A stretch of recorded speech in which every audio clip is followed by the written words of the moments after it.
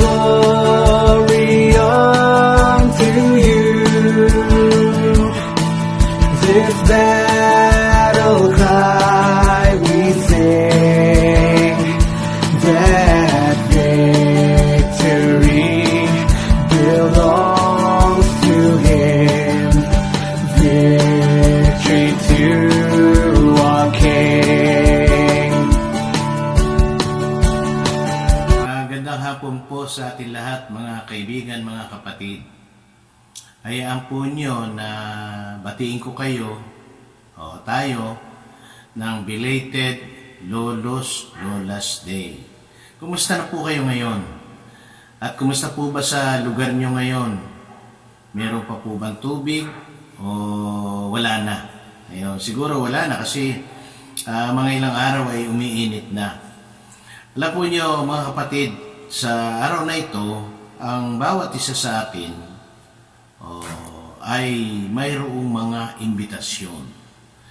Katulad po ng isang pagtitipon na birthday, kasalan, o binyagan, mayroong mga imbitasyon. Ako saan po ay lagi nating nakikita sa imbitasyon, yung bang capital letter na RSVP. Alam po nyo, alam po dito sa RSVP ay kapag mayroong telephone number doon, ay kukumpirmahin mo kung ikaw ay hindi makakarating o kaya ay ikaw ay makakarating o makaka-attend o hindi makaka-attend. Sapagkat dito nga po ay halos limitado lamang yung mga iniimbitahan. Ganun po yun. Pero mapalad po ang bawat isa sa atin sapagkat ang RSVP na ito ay isang panawagan o isang imbitasyon ng Panginoon sa bawat isa sa atin. Kaya nga po mga kapatid, sa ating pong buhay ngayon, marahil marami po yung naimbitahan, pero kakaunti yung tumutugon. Sabi nga ay maraming tinawag, pero kakaunti yung nakakasumpong. Mapalad po yung tumutugon sapagkat mayroong nagsasabi kaya hindi sila makaka-attend kasi busy sila sa mga gawain ng bahay o trabaho o negosyo, etc. etc. At kung tatanungin po natin, bakit ba tayo dapat umattend sa ganitong gawain? Sapagkat sabi nga po ay isang kasagutan dito, kung paano ang Panginoon Hesukristo ay bumaba dito sa lupa.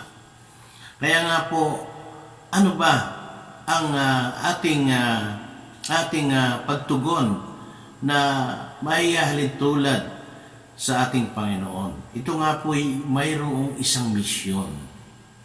May misyon ang Panginoon Hesukristo kung paano siya ay nais ko po kayong i-welcome mga kapatid dito sa Christian Life Program. Na ito pong Christian Life Program ay mayroon po itong dalawang modules.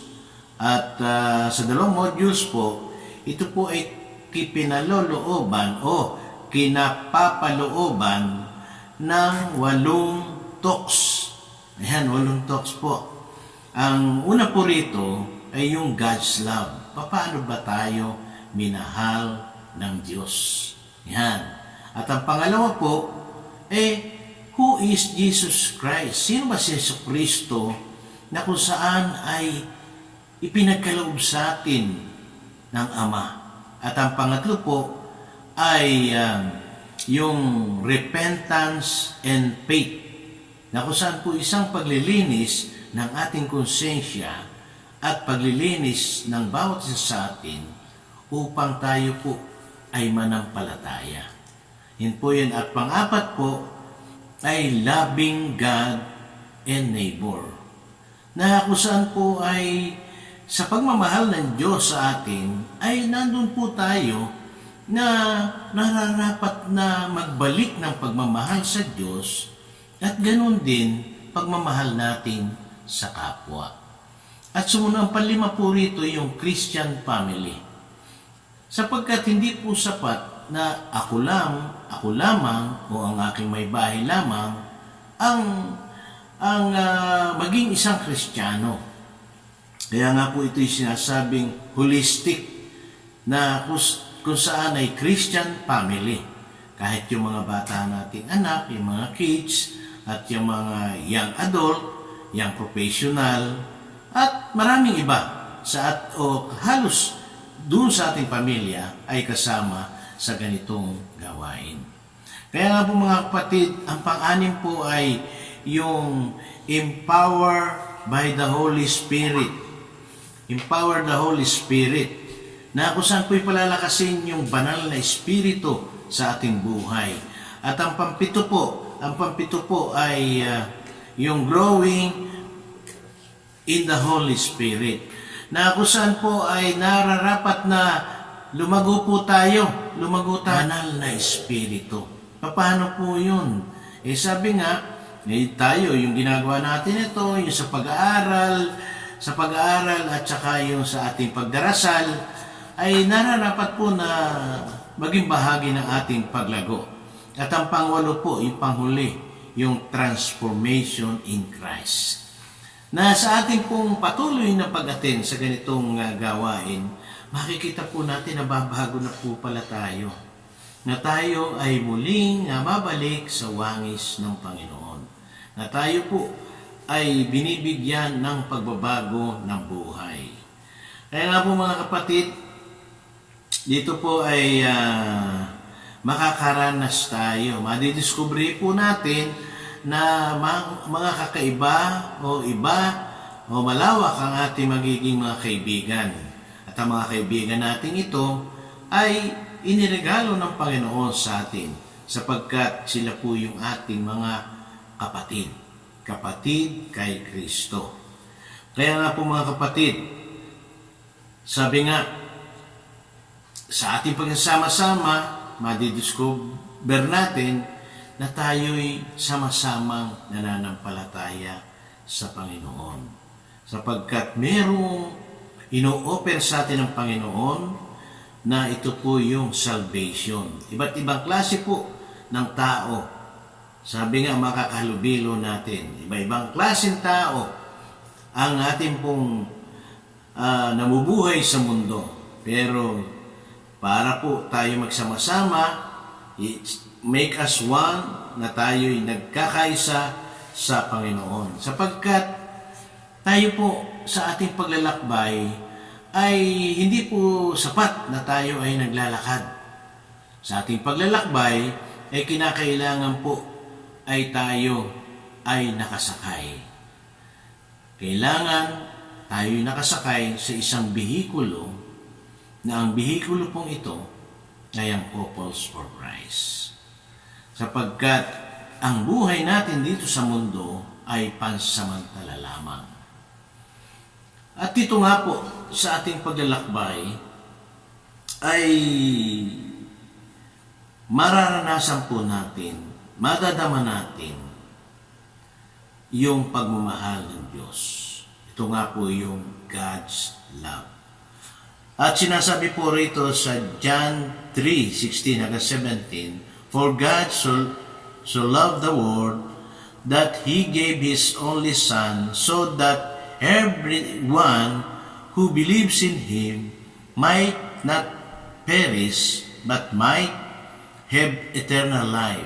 For God did not send His Son into the world to condemn the world, but that the world might be saved through Him. Mga kapatid, kung titingnan po natin ang kapaligiran, sa mundong ito, ay napakagulo. Sapagkat sa lansangan ay mayroong mga kaguluhan kung papaano meron kang yung bang bumibiyahe ka, may kumat sa iyo, hahabulin, at nagiging sanhi ng kamatayan dahil maaaring nagkabarilan. sa sulok ng bayan ay mayroon ding kaguluhan kung paano po ang bawat kaliwa o kanan ay naglalaban-laban. Pamahalaan at makakaliwa o etc. etc. At hindi lamang po yan, kasi po kahit doon sa pamilya ng bawat isa ay may kaguluhan.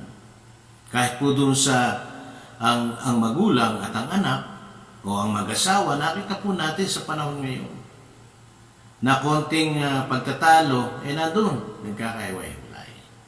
Hindi lamang po kahit sa kumpanya o simpleng opisina, mayroong mga kaguluhan na kung saan ay nandoon yung pahusayan. At kahit po sa Senado, alam po, kita-kita po natin sa Kongreso, paano sila naglalaban-laban. At mismo po sa relihiyon, ay mayroong mga kaguluhan kung paano po sila ay nagpapataasan, nagsisiraan, nagpipintasan. Tunay nga po, kahit sa panahon ito ng pandemya, kung titingnan po natin na napakahaba na rin ng mga lockdowns na kung saan hindi nakakapaghanap buhay ng normal na nakakapagtrabaho. Kung isipin po natin ang mga bagay nito, mahal ba tayo ng Diyos? Mahal ba tayo ng Diyos? Kaya nga po mga kapatid, iyan na po natin na kung saan ay mayroong dakilang Diyos. Ang isang awitin, My God and my own, my Lord and my Savior, my King, my Creator, my Father, my own.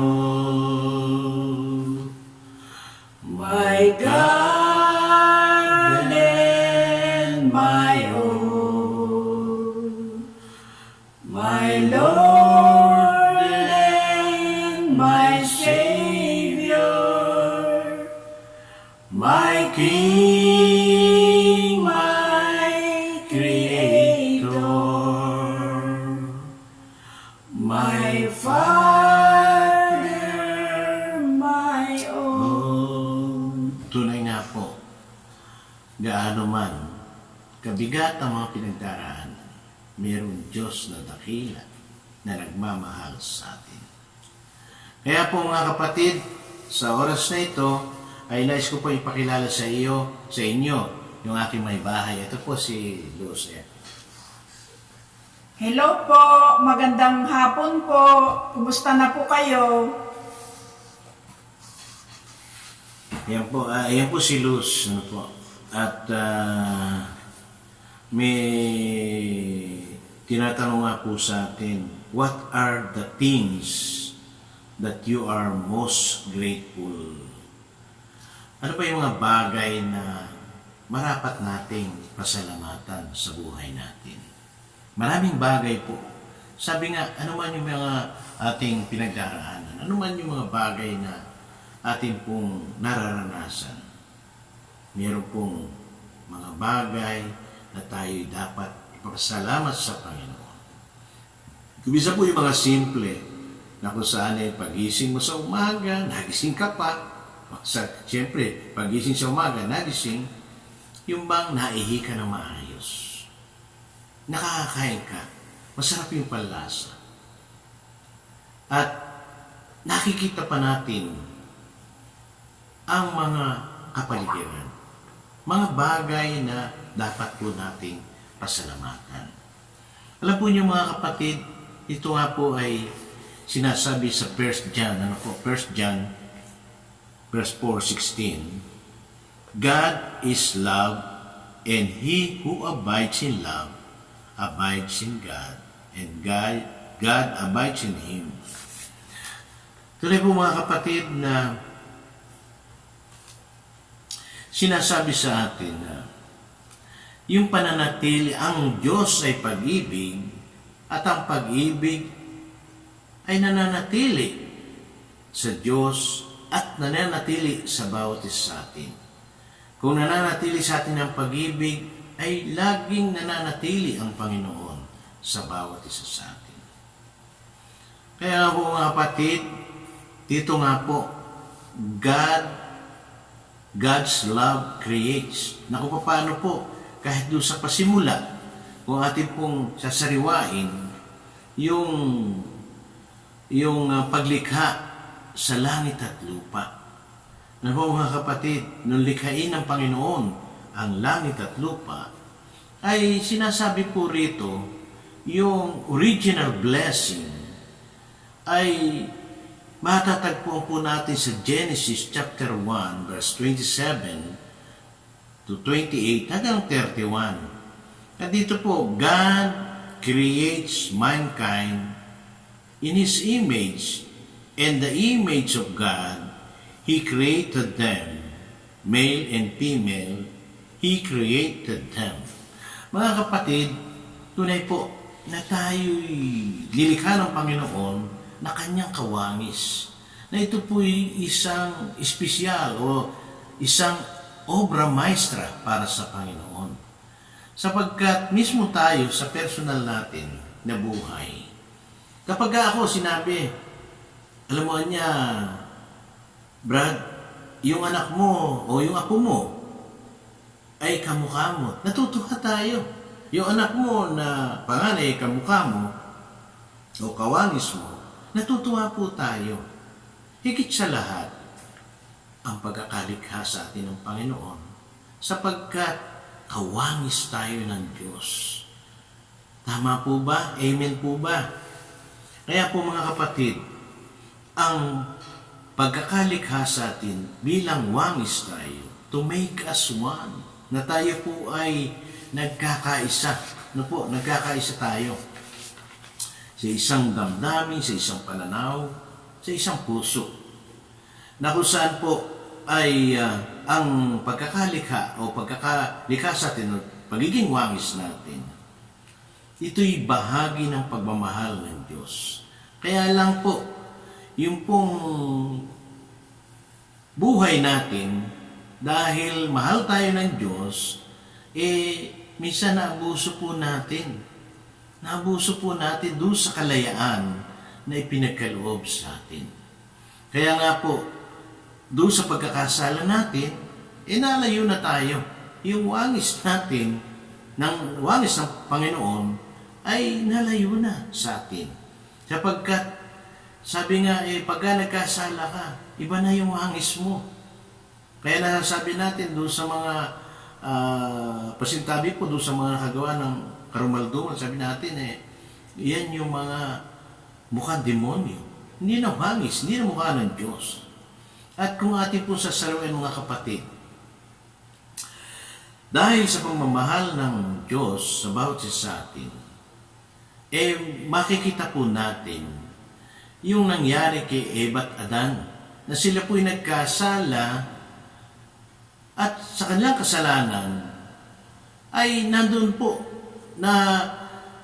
pa rin yung pagmamahal ng Diyos, ng Ama, na kung saan sila po ay binigyan pa ng damit na balat ng hayop para kanilang ikubli sa kanilang mga katawan. Kung titingnan po natin, pagkakasala pero kakibat ay nandun yung pagmamahal.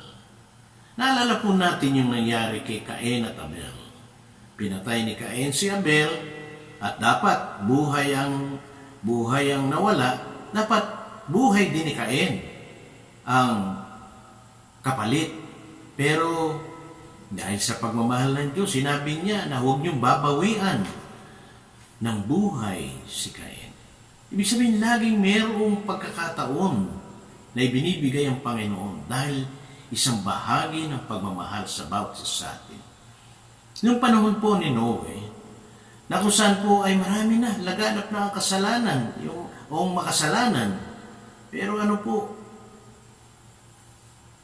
pinaitulutan ng Panginoon na gumawa si Noe ng isang arko na kukublihan at patuloy na magkaroon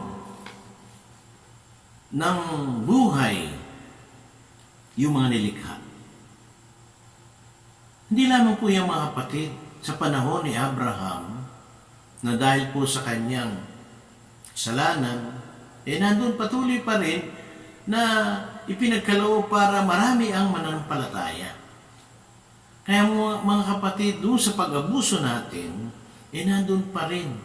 Lagi nakaakibat ang pagmamahal ng Diyos. Amen po ba mga kapatid? At dito nga po, sa ating buhay, ibig sabihin po, binigyan pala tayo ng kapangyarihan ng Panginoon para mamahala sa maraming bagay na nilikha na may buhay.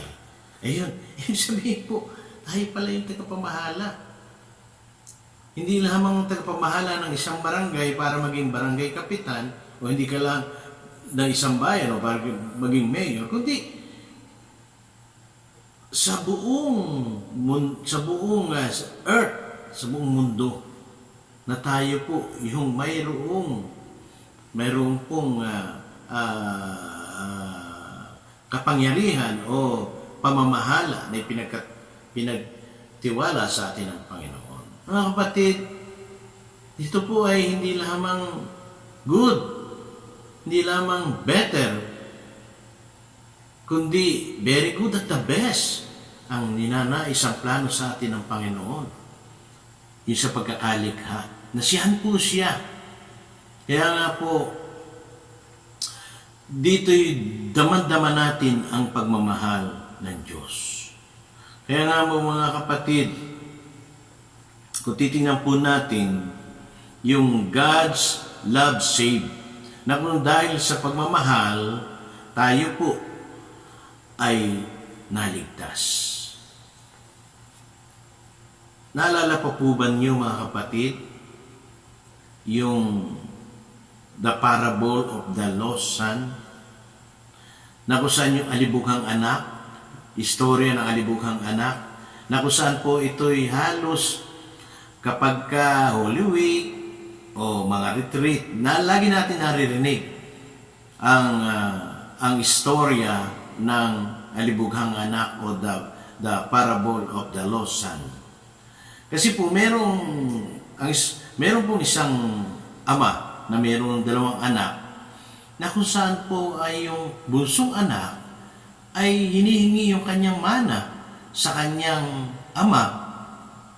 At sa panahong iyon ng mga Hudyo, bawal pa po ipagkaloob yung mana habang buhay pa ang magulang o ang magulang ng isang tao, isang pamilya. Pero dahil po sa pagmamahal ng ama sa kanyang bunsong anak, ay pinagkaloob po niya yung mana.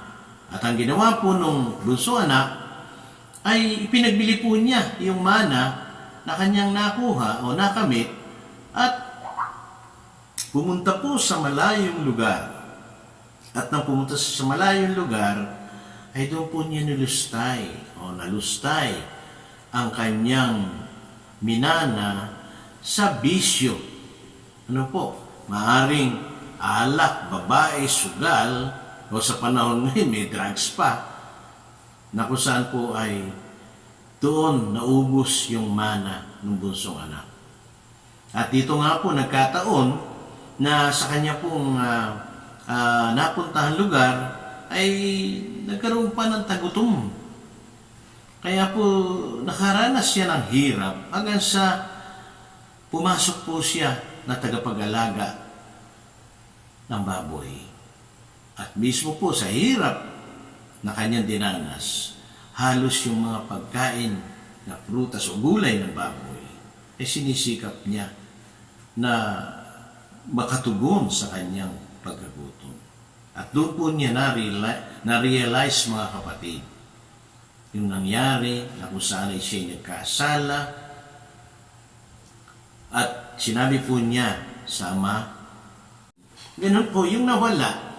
Sipin mo, nilustay niya yung kanyang mana, pero nung makita siya nung anak ng ama sa malayo pa lang, ay nando'y patakbo na lumapit ang ama at niyakap siya at hinalikan siya. At dito nga po ay sinasabi, but now we must celebrate and rejoice because your brother was dead and has come to life again. He was lost and has been found. Na kung saan pong magsaya at nagalak ang ama at doon nga po'y handa pa siya sapagkat ang kanyang anak ay nawala na muling nasumpungan, namatay na, pero muling nabuhay. Kaya mga kapatid, tunay po yung pagmamahal ng Ama. At ito nga po itong natin sinasabi po ni Pope John Paul II. God's love is expressed in the offering of His only Son. Ang pagmamahal, ng Panginoon,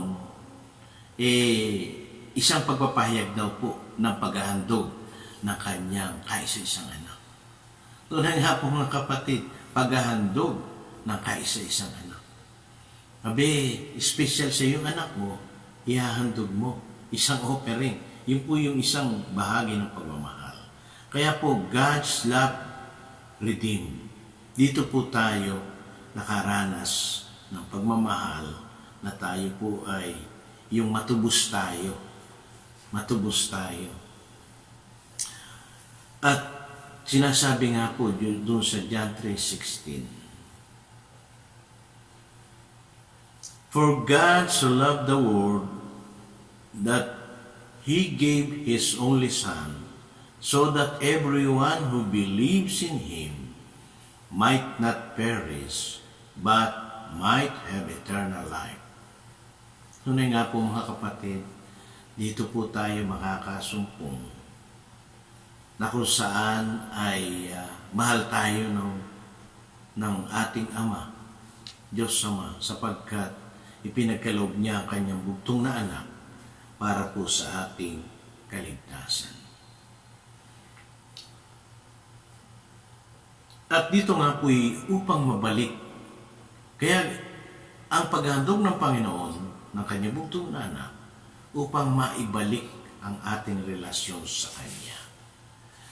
Kaya nga po mga kapatid, ito'y isang pakikibahagi, pakikiisa sa Panginoong Hesukristo. God's love is reflected on His creation. Na dapat po yung pagmamahal na ito ay makita sa atin na kanyang nilikha. Kaya po tayo ay marapat na kakitaan din ng pagmamahal ng ating kapwa. God's love is described in the parable of the father and his two sons. Sipin po nyo, pagmamahal ng isang ama na kung saan ibinigay niya kahit bawal yung sa panahon ng mga Hudyo, yung kanyang ama na ibinigay niya. At yung pong panganay, kung maalala natin, medyo parang nagtatampo pa. Kasi bakit nawala, nag-lose type tapos ay muling bumalik ay pinaganda pa. Pero ano po sabi ng ama doon sa panganay? Anak, ang lahat ng akin ay sa iyo. Isang bahagi ng pagmamahal ng ama sa kanyang anak. But the fullest revelation of God's love is the sending of the Son to suffer and die that we may have eternal life. Mga kapatid, yun po yung fullest revelation na kung saan sa pagmamahal ng Ama, ng Panginoon sa bawat sa atin, ay yung pong ipinagkaloob niya yung kanyang anak na parusahan, nagpakasakit, namatay sa krus para po sa ating buhay na walang hanggan. Kapalit yung ating kaligtasan at yung ating buhay na walang hanggan. God's love sustain. Para po manatili sa atin ang pagmamahal ng Panginoon. Kahit po nung namatay sa krus ang Panginoon sa Kristo at sa kanyang pag-akyat sa langit, ay nandun pa rin pinadama ang pagmamahal na hindi tayo mapabayaan. At sinasabi nga po ng Panginoon sa Kristo sa aking pag-akyat sa langit ay ipagkakaloob ko sa inyo ang kapangyarihan ng banal na Espiritu. Nung panahon po ng Pentecost, na kung saan ang panahon po iyon ay marami, 3,000 ang na-convert at naging mananampalataya. Mayroong nagsalita sa iba't ibang wika, mayroong nakapagpagaling, mayroong nakapagpahayag. Tunay nga po na ang banal na Espiritu ay nakasubaybay sa atin na ang kapangyarihan ay pinagkaloob sa atin ng Panginoon. At yun po ang sinasabi niya. At ang banal na Espiritu ay nasa atin na, sabi nga po, nananahan sa ating buhay. Kaya nga po mga kapatid, sa araw na ito, ay nais ko pong ipadala sa inyo na tunay tayong mahal ng Panginoon sapagkat meron po tayong mga kapatid na kung saan ay pinagkalooban ng Panginoon o kumilos ang Panginoon sa kanilang buhay at nagpadama ng pagmamahal sa kanila. Nais ko pong tawagin ang ating mga kapatid na ito. At nais ko rin po ibahagi sa inyo mga kapatid yung isang kwento na isang pagmamahal ng ama sa kanyang anak. Mayroon po isang lugar sa ibang bansa o isang nasyon na kakaiba po yung kaugalian nila kapag ang kanilang magulang o kanilang ama ay tumatanda na.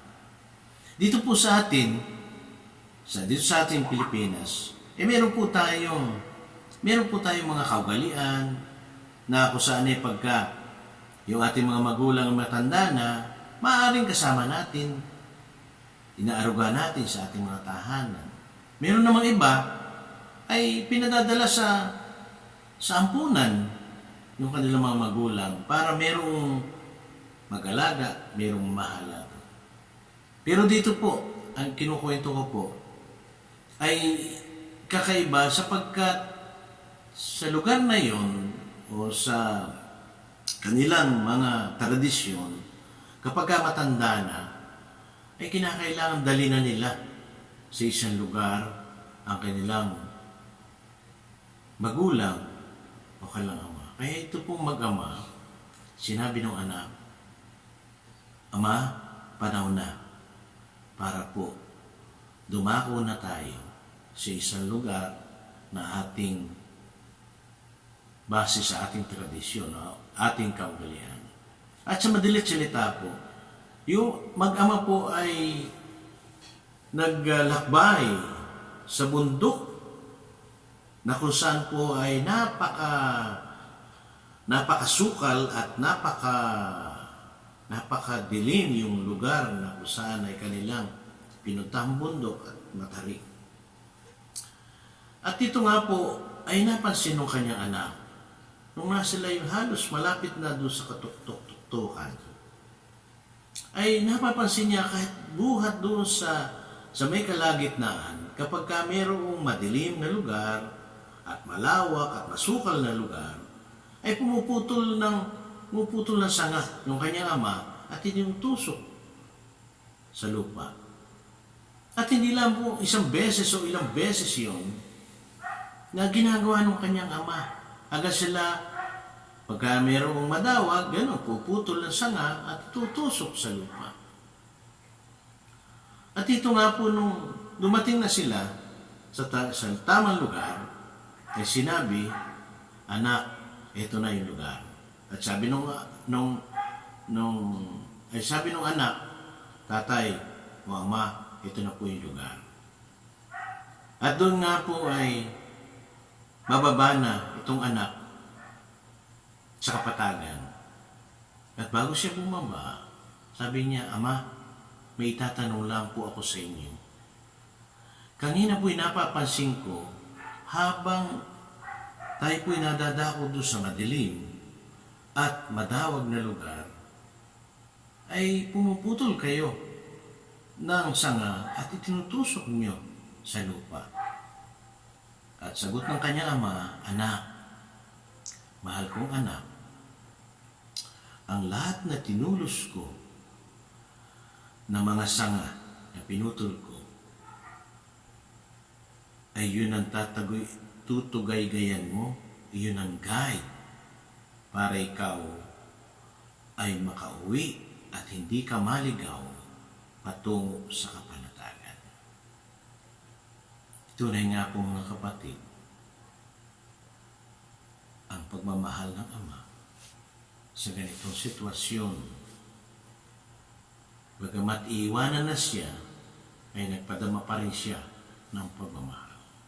Mga kapatid, nais ko po kayong anyayahan na ipikit po natin ang ating mga mata at sumunod po tayo sa isang panalangin. Damahin po natin. Father in heaven, thank you for your compassionate and merciful love. Grant me the grace to remember at all times that your love creates, your love saves, and your love sustains. I invite you to come into my life. I open myself to your blessings, forgiveness, and graces.